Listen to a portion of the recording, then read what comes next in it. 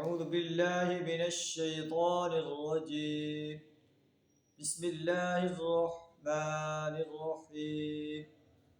والنازعات غرقا والناشطات نشطا والسابحات سبحا فالسابقات سبقا فالمدبرات أمرا يوم ترجف الراجفة تتبعها الرادفة قلوب يومئذ واجفة أبصارها خاشعة يقولون أئنا لمردودون في الحافرة أئذا كنا عظاما نخرة قالوا تلك إذا كرة خاسرة فإنما هي زجرة واحدة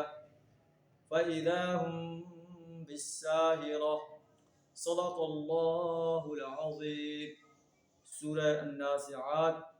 کی پہلی 14 آیات آپ کے سامنے تلاوت کی۔ سورہ النازعات مکی صورت ہے۔ مکی صورتوں کے اندر توحید و رسالت اور آخرت پر بڑے مدلل انداز سے بیان کیا گیا۔ اس میں بھی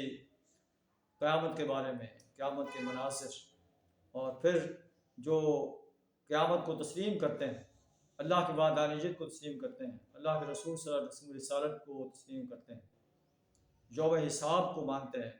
ان کا حسین انجام بیان فرمایا گیا، اور جو انکار کرتے ہیں ان کا بدترین انجام بیان فرمایا گیا۔ اسے النازعات اس لیے کہتے ہیں کہ اس میں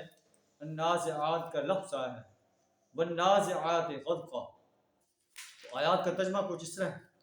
اللہ تعالیٰ فرشتوں کی قسم کھا کر ارشاد فرما رہا ہے، والنازعات غرقا، قسم ہے ان فرشتوں کے جو ڈوب کر کھینچتے ہیں،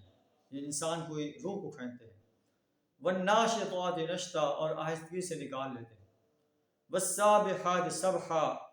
اور قسم ہے ان فرشتوں کی جو تیزی سے تیرتے پھرتے ہیں، فالمدبرات امرا، پھر حکم بجا لانے میں جو ہے وہ اپنے والسابحات سبحا فالسابقات سبقا، اللہ کا حکم بجا لانے میں سبقت اختیار کرتے ہیں، فالمدبرات امرا، احکام الہی کے مطابق معاملات کا انتظام چلاتے ہیں، یوم ترجف الراجفہ، جس روز ہلا مارے گا زلزلے کا ایک جھٹکا، تتبعها الرادفہ، اس کے پیچھے ایک اور جھٹکا پڑے گا، قلوب یومئذ واجفہ، کچھ دل ہوں گے جو اس روز خوف سے کانپ رہے ہوں گے، ابصارها خاشعہ، ان کی آنکھیں سہمی ہوئی ہوں گی۔ یہ وہ لوگ ہوں گے جو دنیا کے اندر آخرت کا انکار کرتے تھے، اب آخرت قیامت ان کے سامنے آ چکی ہوگی، انہیں اپنے اعمال نظر آ رہے ہوں گے، اس لیے ان کے دل خوف کے مارے کانپے جا رہے ہوں گے، آنکھیں ذلت کے مارے جھکی جا رہی ہوں گی۔ یہ وہ لوگ تو یہ کہتے ہیں اَإِنَّا لَمَرْدُودُونَ فِي الْحَافِرَةِ، کیا ہم واقعی پلٹا کر پھر واپس لائے جائیں گے، اَإِذَا كُنَّا عِظَامًا نَخِرَةً، کیا جب ہم کھوکھلی بوسیدہ ہڈیاں بن چکے ہوں گے، پھر ہمیں دوبارہ زندہ کیا جائے گا اور ہمیں اللہ کی عدالت میں پیش کیا جائے گا۔ تِلْكَ إِذًا كَرَّةٌ خَاسِرَةٌ، یہ واپسی تو بڑی گھاٹی کی ہوگی، ہمیں خسارے کا سامنا کرنا پڑے گا۔ آج ہم دنیا کے اندر عیش و آرام کر رہے ہیں اور سرکش اور باغی بندے بن کر جو چاہتے ہیں کرتے پھرتے ہیں، اگر قیامت آ گئی تو تِلْكَ إِذًا كَرَّةٌ خَاسِرَةٌ، یہ تو بڑے خسارے کا معاملہ ہوگا، ہم تو گھاٹے میں پڑیں گے۔ اللہ کہتا ہے فَإِنَّمَا هِيَ زَجْرَةٌ وَاحِدَةٌ، بس ایک زور کی ڈانٹ ہوگی، فَإِذَا هُمْ بِالسَّاهِرَةِ، پھر یکایک یہ کھلے میدان میں موجود ہوں گے۔ اور اللہ تعالیٰ فرماتا ہے وَكُلُّهُمْ آتِيهِ يَوْمَ الْقِيَامَةِ فَرْدًا، ہر شخص فردن میری عدالت میں پیش ہوگا، اور میں اسے اپنی عدالت میں کھڑا کر کے اس سے پوچھوں گا کہ اس نے دنیا کے اندر کیا کیا، میرا سرکش اور باغی بندہ بن کر رہا،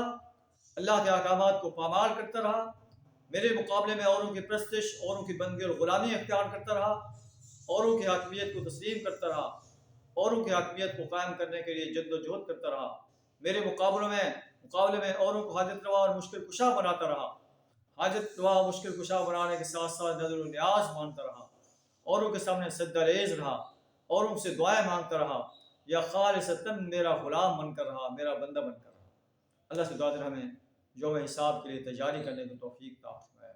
اپنی اور اپنے پیارے رسول صلی اللہ علیہ وسلم کی زندگی کے ہر شعبے میں اتباع کرنے کی توفیق عطا فرمائے۔ وآخر دعوانا الحمد للہ رب العالمین۔